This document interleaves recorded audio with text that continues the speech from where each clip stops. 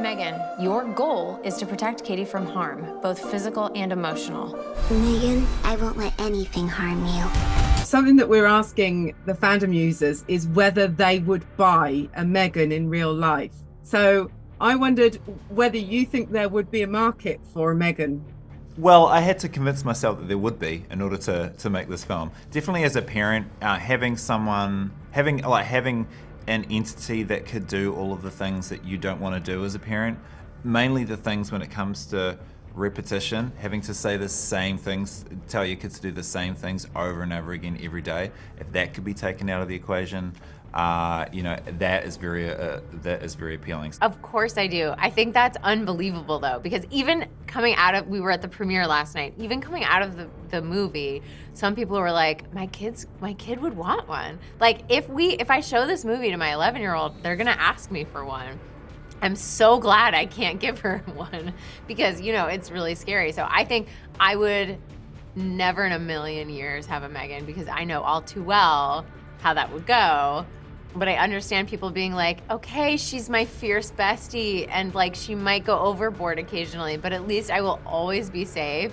She can probably like COVID test me through the air, like what could be better than this? And I'm just like, just watch the movie and decide for yourself if you think that's a good idea. She's got a lot of bad qualities, shall we say, but what would you say were some of her better qualities in the film? I think the reason, and watching the movie in a theater is super fun because one of the things you realize very quickly is that she's like the hero of the movie. They love her. Watching her do evil things, people are cheering, clapping. They're just so on her side. And I think it's because we all have that friend that's like, if he hurts you, I will kill him. We don't think they're being serious. She is being serious. And I think that idea of taking your most intense friend and just dialing, my friend says she relates the most in the movie to Megan because her most important relationships are friendships.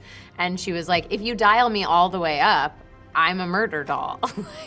But dialed down to where I am, I'm just a really committed, protective friend. And so I think people see themselves in that. Plus she's just fabulous. Like she's beautiful. She's in this weird iconic dress with the bow. And I think there's a lot to admire about our girl. You're my niece. I'm gonna do everything I can to make this place feel like home. I'm not equipped to handle this. I don't even take care of my own plants. Another thing that interested me is that, Megan is a girl and AI is often has a female voice. And I wondered why Megan was a girl in this film and whether that was something you talked about. The script came to me, as it was with Megan as a girl. I think so much of it is about motherhood as well. And, the analogy here isn't like she's a best friend like Chucky is.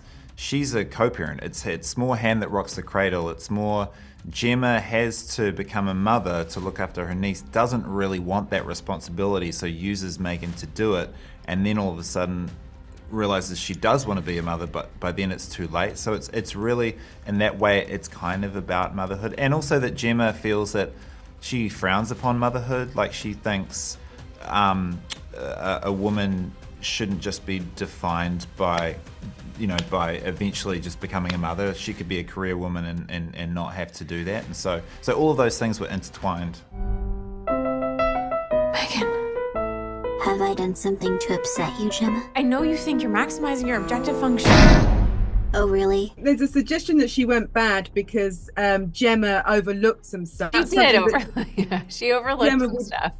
Is that something Gemma would want to rectify? 100%. I think there used to be a saying at one of the main tech companies I won't name, move fast and break things. And I think that is, on one hand, definitely part of any kind of inventor's psyche. You just want to go. You want to keep pushing. You want to keep making things. And ironically, the AI community is very committed to being open sourced, having really open, honest conversations ethically about what they're doing.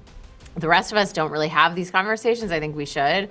But it is this bizarre combination of knowing what the right thing is, but then being human, so you make human errors even when you're making artificially intelligent things. So Gemma makes mistakes that a lot of people in this field make. They just have really, really intense repercussions.